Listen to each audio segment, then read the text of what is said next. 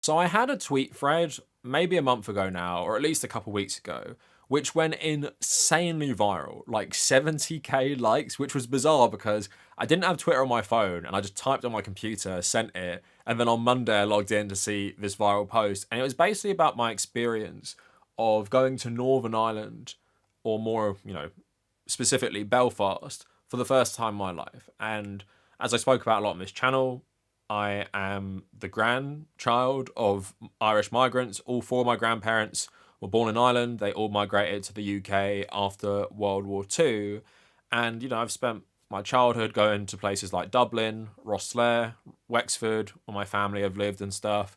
And, I've grown up in an Irish migrant community in the UK, in London specifically. A lot of people I went to school with had similar backgrounds, or they had parents from Ireland. My girlfriend's dad was born in Ireland as well. So I've always been kind of ingrained in Irish culture, a tiny bit different because it is London Irish culture. So it is removed from Ireland itself. But as I've gotten older, I've reflected more on my roots as like an Irish person, and just thinking about what does that even mean when I have like an English accent? Everyone thinks I'm English. And going to Belfast was a very strange experience, right? Because it's part of the UK, which I'll explain in a little bit. It's part of the UK, and when I go there, everyone initially thinks I'm English, even though I have like an insanely Irish name, an Irish first name, and an Irish second name. So when I tell people what my name is, then I become Irish. But this is a place where it matters where you come from, because the discrimination you may face is based on your faith, is based on your name and your background. And it's weird being someone who fits in with the side that actually wouldn't like me, or people in the side that wouldn't like me, because I have an Irish name and I was raised in an Irish Catholic community. And I want to talk about all of this today because I actually went to the most pro-Israel part of Ireland. Probably, I wouldn't say the only one, but I'm going to say it is pretty much the most pro-Israel place, maybe the only pro-Israel place in Ireland, and that is their mainly Protestant Unionist part of Belfast. Now, plenty of people who live in Northern Ireland and Belfast, they might be generally Unionist, they might be like kind of apathetic about whether they want to stay in the UK or be a part of Ireland. But I'm not talking about just your average person who might be born a Protestant who doesn't really care. I'm talking about hardcore Unionists who base their whole identity on the state of the United Kingdom. And you have these same people in Scotland as well, because it is linked to the conflict in Ireland. And it's all about the religious divide across England and Ireland. So I just wanted to talk about all of this today because I thought it was interesting. To frame this conversation first, I'll let Hassan read through my tweet to tell you what I was talking about, because he read it on stream. And yeah, this is why it's relevant today, because I went round Belfast and I had a tour from a former IRA soldier and a former, I think he was a UVF soldier. He didn't tell me he was. The IRA guy told me. Based on his age and what he was talking about, I'm pretty certain he was. So listen to Hassan. And did a tour with a former IRA insurgent. He said when he was 14, British soldiers shot up his apartment block, killing someone he knew. He joined the IRA's youth wing after that, then joined the IRA when he was 18. He was vague, but said he participated in combat against the British forces, was captured and put in prison for 13 years, where he was on hunger strike for a good portion of them with Bobby Sands.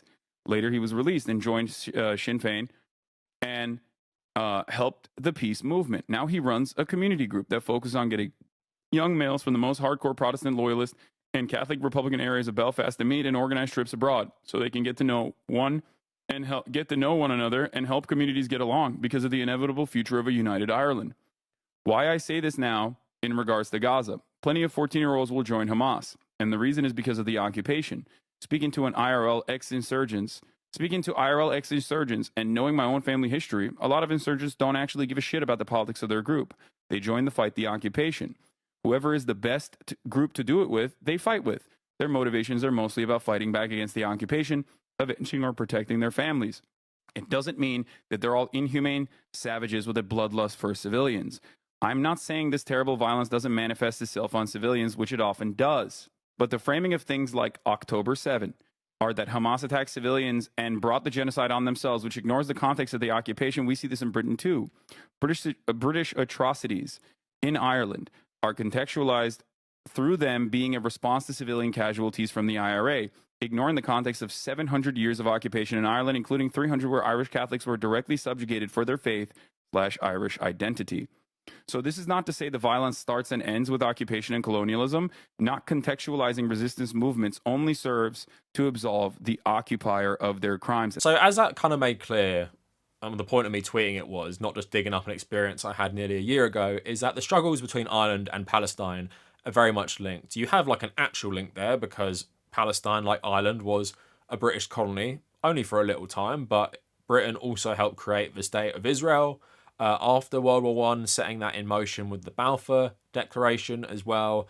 And you had the blacks and tans, brutalized people in Palestine and brutalized people in Ireland. So there's always that like shared sense of struggle. And actually, if I get this up, there's actually pictures when I went to Belfast itself, because the Catholic population of Ireland have always identified with anti-colonial struggles, and of course that is one that has been happening in Palestine since the creation of Israel, which has only got bigger and bigger, expanded their territory, where this has become, I guess, more of a desperate fight against expansion. So you've always had the link, the solidarity there. They've said in the past, the guy I was speaking to from Sinn Féin, he was saying they've hosted meetings between Hamas and the Israeli government because they believe, you know, they're on the path to peace in Northern Ireland, so they want Israel and Palestine to be on this path to peace as well. So it's always had that link there. But I understand to some of my American followers, you might not really understand the context right now, because I've seen multiple Americans not even understand that Ireland isn't in the UK. Well, most of it isn't, and obviously to most of us who are on the left, we don't consider occupied Ireland a part of the UK. I guess it is technically, but it's, you know, a settler colony, it's stolen land. Thankfully, it is on the path to potential unification in the near future, but for the time being, it is ruled by the United Kingdom government, although it does have its own parliament. But basically, the history of English colonisation and Scottish colonisation, which we can't leave out, has been a thing that's happened to Ireland for... It depends really who you ask, to be honest. It can go back to the 1100s, but you could probably say from Henry VIII and Elizabeth I, it really started ramping up. And James I of Jamestown, who was first the King of Scotland and then the King of England and Scotland after Queen Elizabeth I died, he's the one that really ramped up the settlement of what would become Northern Ireland, primarily revolving around the lands of Ulster. And what he did was do this joint colonisation project between the Scots and the English, who started settling Northern Ireland and displacing the local Irish population, started banning the speaking of Gaelic, started pushing out all the Catholics, although, you know, just like in Palestine itself today, the Israelis do rely on certain forms of Palestinian labour. A lot of Irish Catholics still did work in this territory. At the same time, it was a clear project to get rid of the local population in favour of the Scottish Presbyterians, the Scottish Anglicans, and also the English Anglicans. So with the English Civil War and Revolution, when Cromwell took control, he also had campaigns to subjugate other parts of Ireland, not just the north. But it really comes with William of Orange, who was a Dutch king invited by the Protestant elite to become the new King of England, because James II wanted to reverse a lot of historic policies in England that made Catholics second-class citizens. And he basically wanted to make it more equal between Catholics and Protestants. A lot of Protestants didn't like that, so another civil war began, and William came over from the Netherlands and he fought on the side of the Protestants in Scotland, but also in Ireland, and James II was decisively defeated in 1690 at the Battle of the Boyne. The Battle of the Boyne, you guys might have heard of it, is still celebrated today by Protestant Unionists in Scotland and also Protestant Unionists across Northern Ireland. If you've seen Trainspotting 2 and you don't know what I'm talking about, when Renton robs that Protestant community, all their pins on their credit cards are 1690 because they love this so much, and they make that song about, you know, the Pope and how there are no more Catholics left. It's a funny scene in Trainspotting, if you want to contextualize that. But yeah, that is celebrated every single year. Really provocative. I don't know how it's still legal, but that's a thing that goes on across Scotland and Northern Ireland. What happened with William II ascending to the head of the British Empire was he enshrined the Protestant elite as the ones in control of Ireland. And it created basically like a two-tier system in Ireland where Protestants were viewed as, first-class citizens, and Catholic Irish, which was most people, were viewed as second-class citizens. And in 1800, the whole of Ireland became part of the British Empire. It was never treated as an equal. It wasn't like it was part of the UK. It was always treated as a colony, and Irish people were always viewed as second class, like labourers. They were never viewed as equal. There are certain Catholics who rose into the ranks of the British imperial elite.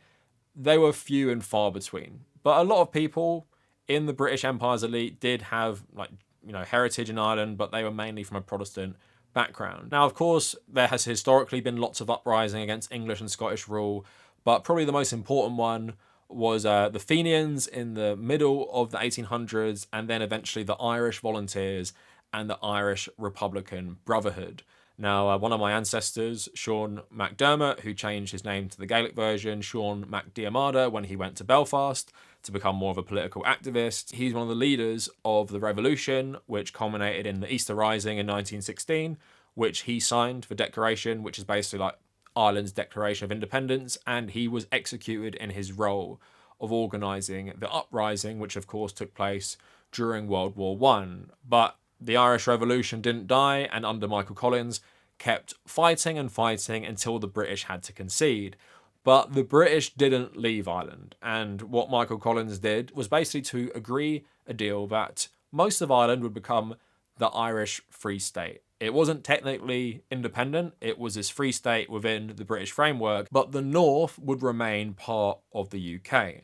Now, with lots of negotiations, the initial deal was basically broadened, so lots of land that they didn't really agree would be part of Northern Ireland actually became part of Northern Ireland.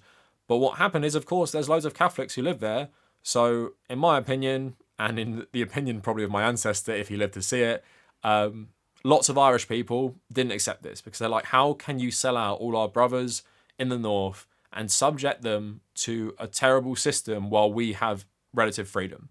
That started the Irish Civil War, and that started the creation of the IRA. So the IRA were eventually defeated by the government forces with the help of Winston Churchill arming these forces. Michael Collins was actually assassinated by the IRA, but yes, sadly, in Ireland, they were subjected to a very conservative Catholic government. All the socialist zeal of the revolution was essentially crushed, and Ireland became a bit of a religious shithole, let's say, for the next, 50 years, while the North remained part of the UK. And what happened eventually is in the 1960s, Catholics started protesting for their civil rights, inspired by the civil rights movements of America, and they were met with brutality from the British, who wanted to hang on to this system. Then what you had was the Troubles, which primarily saw the IRA versus the British Imperial Forces, but also they had the Ulster Volunteer Force, which was another insurgent group fighting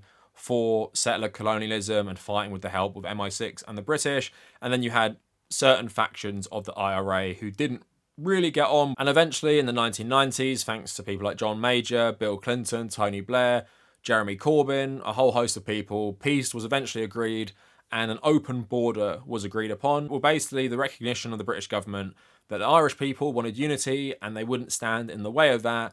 But although Northern Ireland still remains part of the UK and still has a system until recently that was completely dominated by Protestants. Now, what's happened recently is a lot of Protestant unionists have been going hysterical because they want to hold on to basically their status in the UK, and they tie their identity to the UK, which I even said to the guy who showed us round. I said to him, no one in the UK cares about you, and you should probably feel more like, kinship, or you should feel more at home with Irish people who you live around and who you see every single day than you do with people in London. So with all the context I've given you, you can maybe see why the community who are descended from Scottish settlers or have their allegiance to the UK. So like with what Hassan read out, I got shown round by two different people. And this, first of all, is called the Falls Road in Belfast.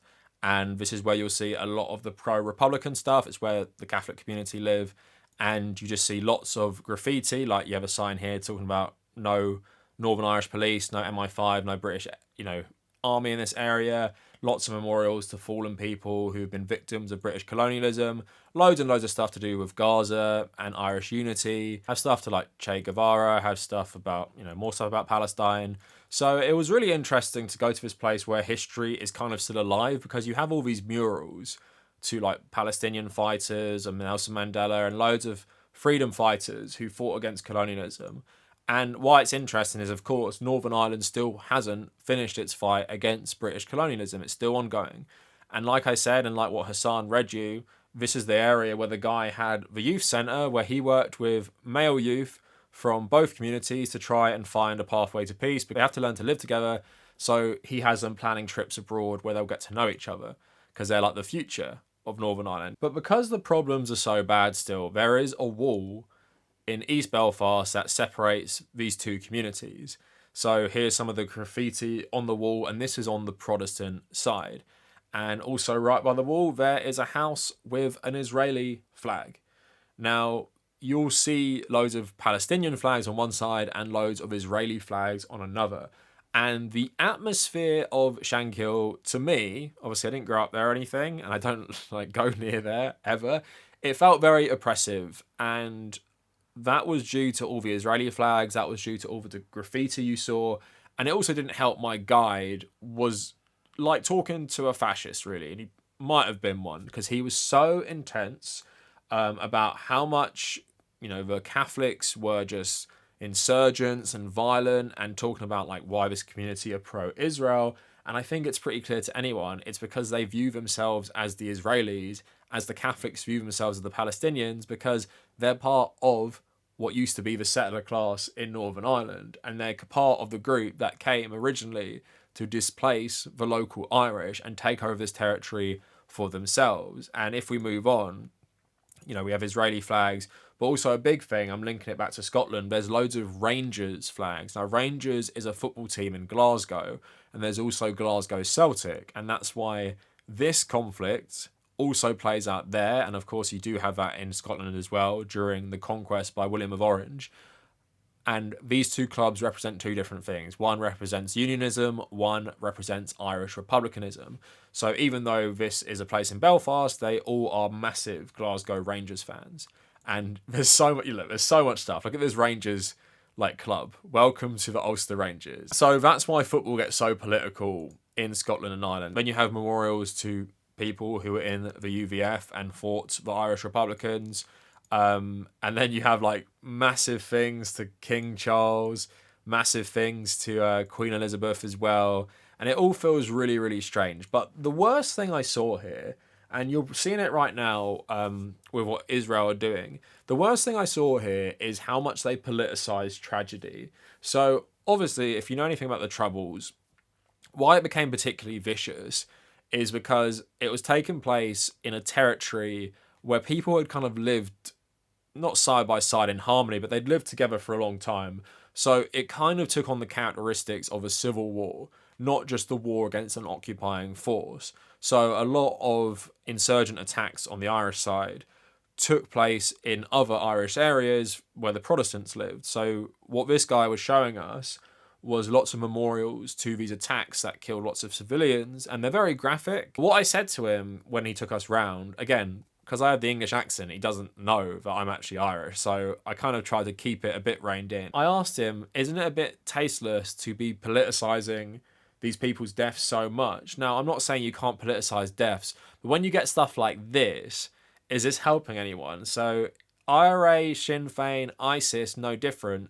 It's linking their attacks to the stuff that happened in Paris in 2015, which is just like removing all context. And it's so funny, I said this because obviously the Israel stuff had started when I went here nearly a year ago. I said it's the exact same stuff the Israelis do. They say ISIS, Hamas, no difference. And they're the exact same thing. And they're unreasonable, they just love violence, they can't be compromised with, they want the death of all of us, right? Which is completely removing all context from all of them by comparing them to an extreme group like ISIS. But what becomes more insane, there's a memorial I saw here, and there is pictures of passed away children from attacks. Really, really disturbing to look at and stuff, and obviously absolutely terrible they were killed in this conflict. Right next to that is this. The Corbyn cabal. Jeremy Corbyn sitting here, and it also has like Diane Abbott and John McDonnell. So listen to the points about him. Refused to condemn any IRA attacks. Had a close relationship with Sinn Féin throughout their campaign. Has declined to meet with innocent victim groups in Northern Ireland and refused to respond to their correspondence. In 1987, he showed his anti-British betrayal by standing for minute silence for 8 IRA insurgents who were shot by the SAS. He was an important figure in the Troops Out movement and the Labour Committee on Ireland.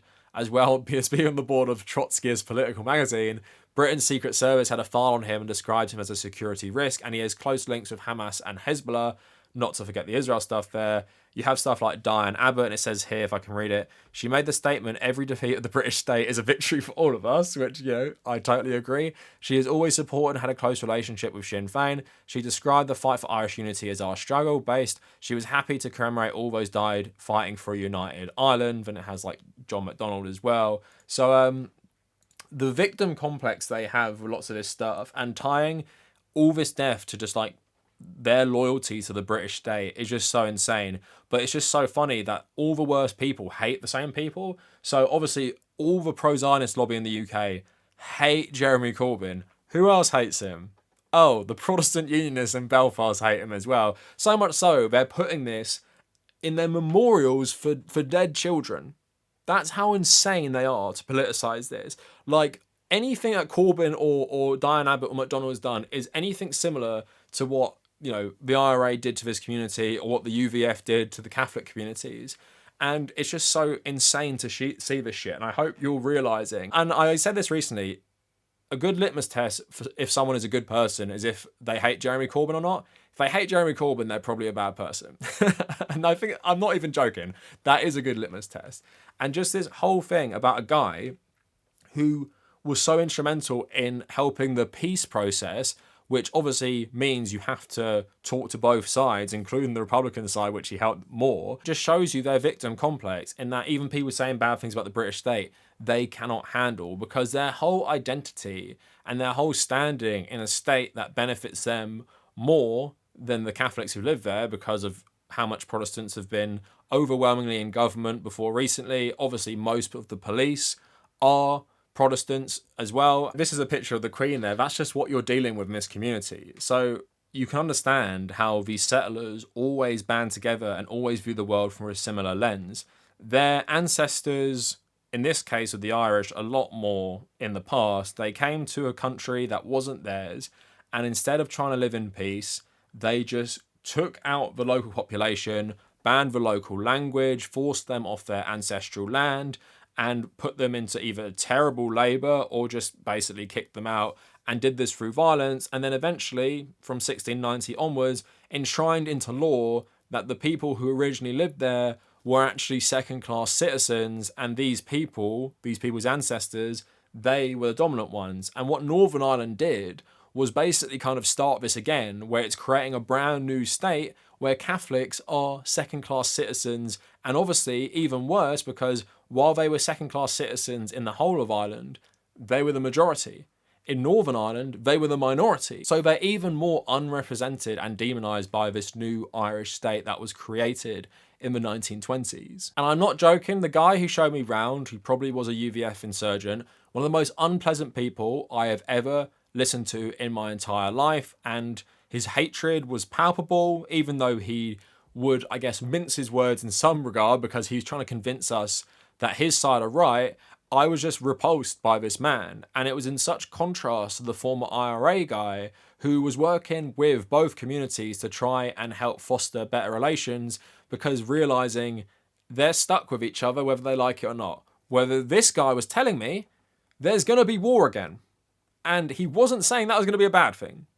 And I think that's the mindset you got to realize with the Palestinian stuff as well. Palestinians want to live in peace, right? And a lot of people who are subjected to colonialism, they don't want vengeance if they can live in peace. The vengeance comes when they're constantly brutalized and they have no options left. As the guy who showed us around, the Republican guy, that's why he joined the fight in the first place. So I hope this video wasn't too long-winded. I hope you got something out of it. I hope I explained everything okay. Don't need someone making another 1-hour video essay on why my history might be a tiny bit wrong when I'm doing it off the top of my head. But that's it for the video. Let me know what you guys think. And if you made it this far, thank you for watching.